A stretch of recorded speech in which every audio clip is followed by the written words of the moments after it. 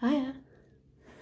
So yesterday I was watching a YouTube video with Mia Mabels where she went to IKEA and she found some gadgets that she hadn't seen before, and she was trying them out to see how they work. I grew up with a lot of these items and to me they're not new. Actually, this is like a family heirloom, and I believe that my family acquired it back in the 60s or in the 50s, 1950s, so I cannot call it new. I grew up with one similar to this, and also these. So to me, they're common, but she's not the first non-European person I have seen who hasn't encountered these items before. And I saw in some of the comments that some people were wondering about, can you use it for all this other stuff? And I figured, well, I haven't, but let's try it out. Oh, I forgot this one. Sorry, I forgot this one as well. Very used. Anyways, let's take a look.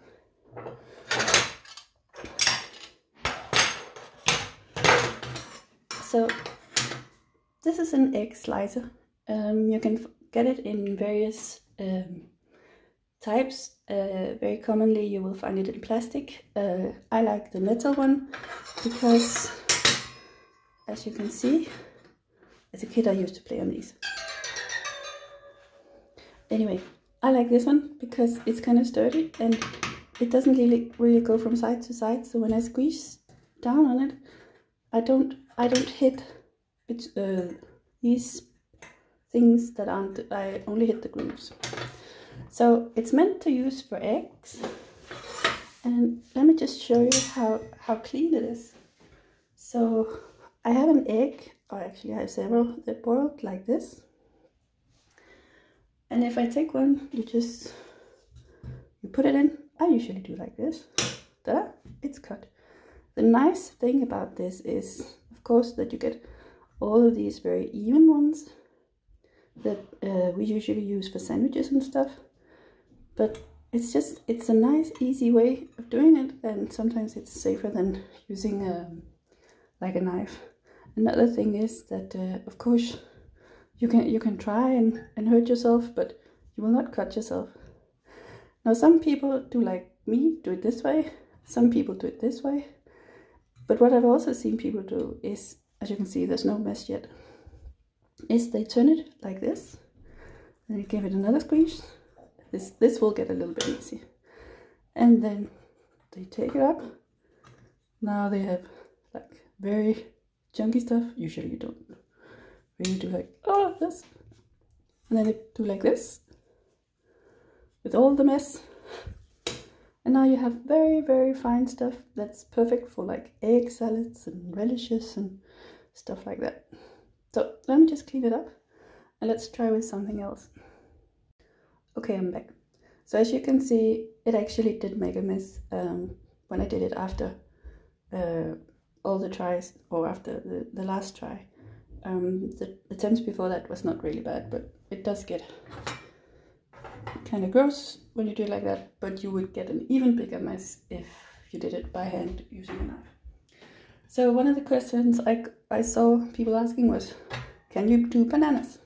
Well, it would have to fit within these brackets, but yes, you can do bananas. Another question was, can you do the strawberries? Now I left this and it didn't make an additional mess. Let me just switch this one out so you can see how much of a mess it actually does make. Okay, so I left the top of the strawberry on, and as you can see, it's not fully ripe. It's kind of hard, but still. Can you do strawberries? Yes, sort of. I mean, it gets a little bit messy, but it also leaks a lot. If I did it the other way, would it go better? Let go. It's actually fairly easy to clean this one. Anyway, if I did it the other way, and then just take this top off. Yeah, it's nice. Goes well. Goes easy. Guess it would be good for like breakfast or desserts or something like that. Then we clean it. And we're clean again. Can you do peas? This is, what do you call them? Sugar snap? Snap peas? Sweet peas? I don't know. I think you might break it if you do that, but it did cut. Again, not really a mess, but also not really a success. Can you do tomatoes? I think it's gonna be messy. No, it's just gonna break. Can you do coconut? I got some of these small slices. I'm taking the soft side up to give it a better chance of success. Nope, it will also, I'm afraid of breaking the strings. Actually, I've never broken the strings on one of these ever in my life. Doesn't mean I can't worry. Can you do these ones? Nope. Can you do like an open one? Again, you need it to be a size that will fit. Nope. Can you do avocado? It's set out for a while, that's why it's gross. Yes, easily. Easily do avocado. Whoops. It makes very nice slices. Doesn't really make a mess. But the thing about avocados is that you would have to take the skin off, and you would have to take the pit out. And once you did that, you already had a knife in your hand, and I think it would be easier to just continue slicing the avocado, unless of course you're doing a lot, than it is to take out an extra tool. Then we clean this up. Okay, next contender is, can you do apples? Again, it's been out for a while, but maybe. I don't like it.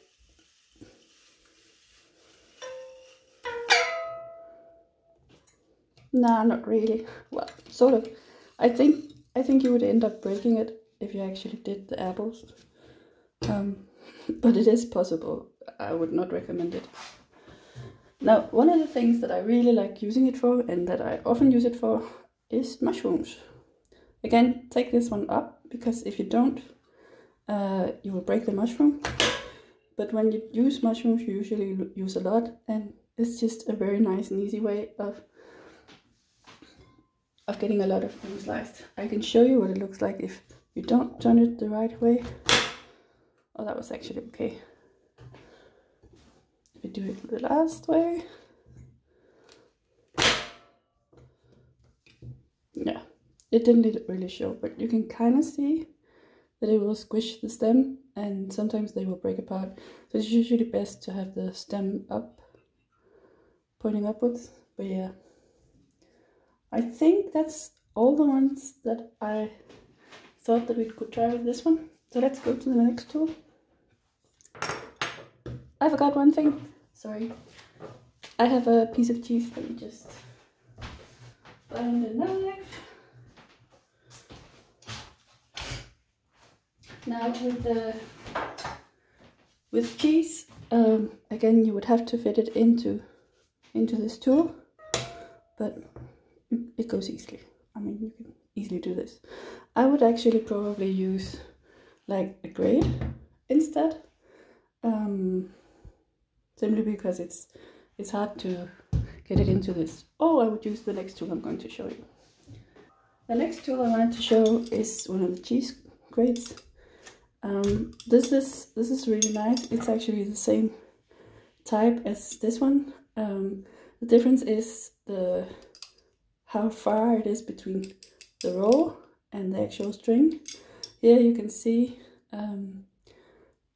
there's a difference. Can you see that at the top? It's kind of hard to see. Yeah, this is different. It's shorter here, it is on this side. So one side gives a thicker slice than the other one, and this one gives an even thicker one. So again, I just like the sturdy metal ones because it makes it all feel sturdy. And you pretty much just make a slice. If you want to, you can slice it again. Oh, that didn't really work, but I mean, you get the idea.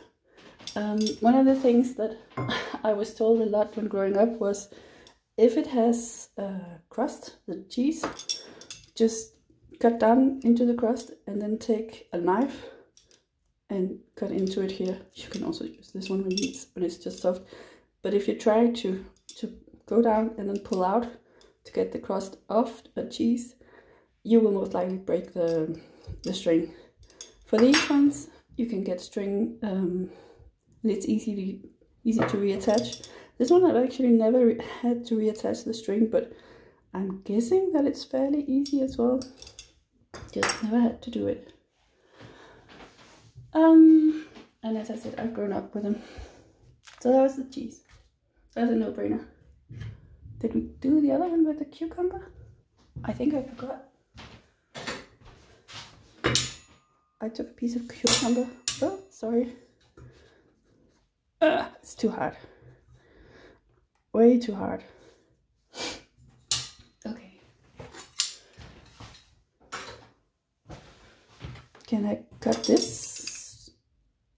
No. Can I cut this? Yeah. Kind of. Not really.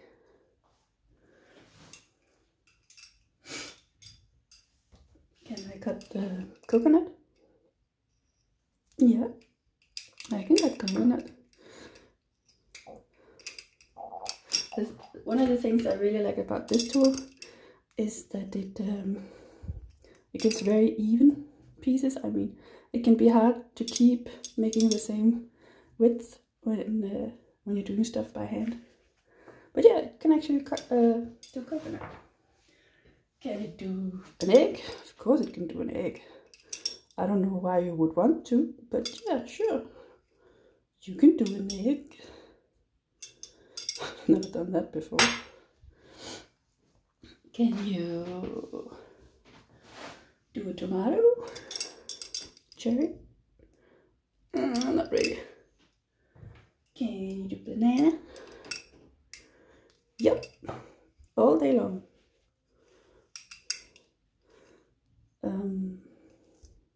If you wanted to.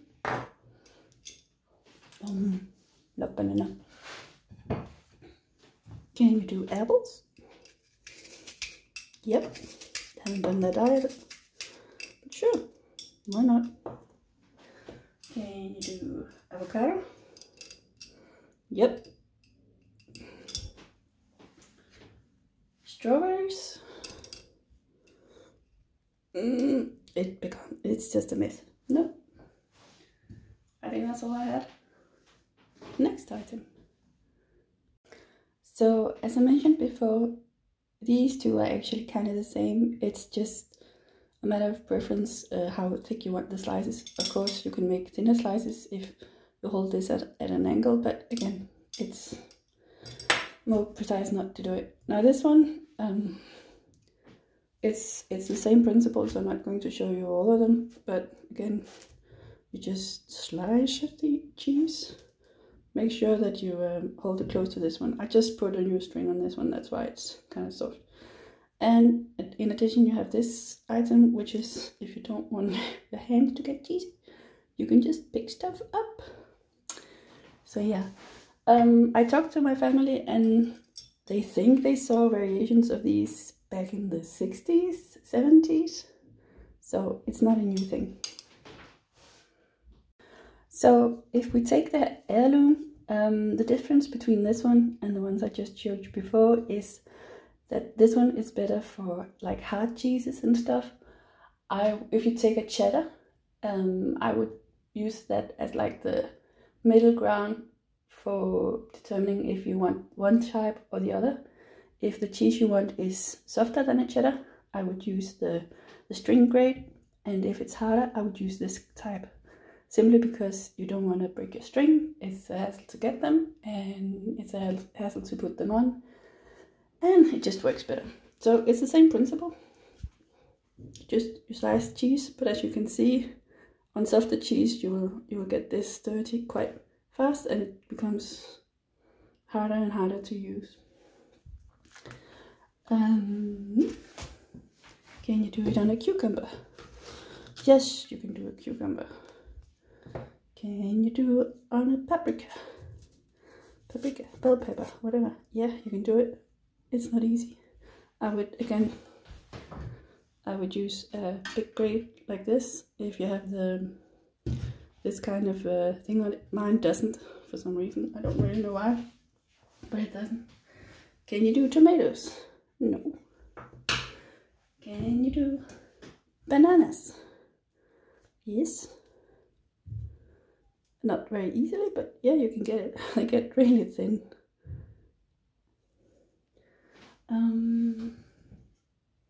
Did we try the strawberry? Again, it just makes a juicy mess. Did we do the apple? Yep, but you would have the same success if you just used an apple peeler. Avocado, it's pretty much the softest item. Of course you can do it, but again, it gets kind of messy. Can you do the eggs? Not really, not without messing it up. It gets really thin though, but yeah, I would consider it too messy to be viable. I think that's all the, oh yeah, I also had the peas, not really. Oh, another thing I wanted to show was, if you have like a cheese and it's very thin, and it's too thin to cut more pieces, you just put the cheese on the table, and then suddenly you can cut it again. This one is of course way too thin because it's just one slice. And oh, another cheese guideline would be slice the types of cheeses that you would buy or can buy as sliced cheeses. It's a pretty easy one, like Emmentaler and Parmesan. I would use something like this, or a real grade. Okay. Now another thing that me and Mabels were wondering about were these tea thingies, and I mean, kudos to her for sticking her neck out and admitting not to knowing stuff and actually trying them out, instead of just, you know, avoiding them. Anyway, I wanted to show you this, and yes, I am a tea drinker. I drink a lot of it, and that's why I have a whole array. And I know this has probably gone overboard, but hey, there's a reason. So first of all, I want to show you this contraption. Again, I know this dates back to the 70s or before. What you do is you have a filter like this, and you open it on one end, and I can never remember which end it is.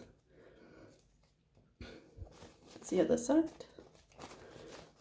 So you open it, put this one in, doodle-doot, like this. Then you put this one on, and you have a strainer for your tea. You put your tea in there. I guess you could also use it for spices, for cooking if you wanted to. The only problem is that if this gets too heavy or too moist, it will glide down. It won't do it in teas usually, particularly not if you've made sure that it goes up high enough before you seal it. But yeah. Oh, I forgot one moment. Okay, so that's for, you usually use these ones for like if you make a whole pot. Now you can get these ones which have a string that you just pull, but that's more like single portion sizes, and I don't really like these. I think it's kind of hard to close sometimes, but you can get better versions as well. Enough about this. This is perfect for very fine leaf tea. So this is one of the ones that she showed. You can scoop. Don't fill it all the way up. Just fill it like here, or maybe just half. And make sure when you get it that it closes evenly, because if it's crooked, then the tea will fall out. But also these are kind of fine, and you can see this one is not as fine. So you also need to be aware of which kind of tea you use. This one is the same, has a fairly big hole, but small holes on the side. But this is where your fine tea will come out of. This one, it's kind of cute, but it's a pest to clean. So I just use it for decoration, but still you can hang it on the side of your cup if you want to. So what I'm talking about with the leaves is, if you have leaves such as these two, I don't know if you can see, but it's actually, it has some very small pieces of tea inside it. Also this one, even though it has some big chunks, it also has some very fine chunks. And these are just too fine to use with these kind of sieves, because the small bits, they'll come out. Even if you take it and you like try to shake it, you will still have some falling out. Of course, some people don't mind about that and just leave the last bits for the end. But you just need to be aware of it. It's nice because it's like reusable for multiple use. And I've had these for years. I'm gonna keep them for years. But what these ones, all of these ones, are perfect for are these kinds of teas, where the leaves are very big or very chunky. Like this is an herbal tea, and it won't shed in the same way of the others. So if you had any questions about all these weird tools from Europe or Scandinavia, I don't really know where the origin is. I hope I managed to answer most of them. And yeah, bye.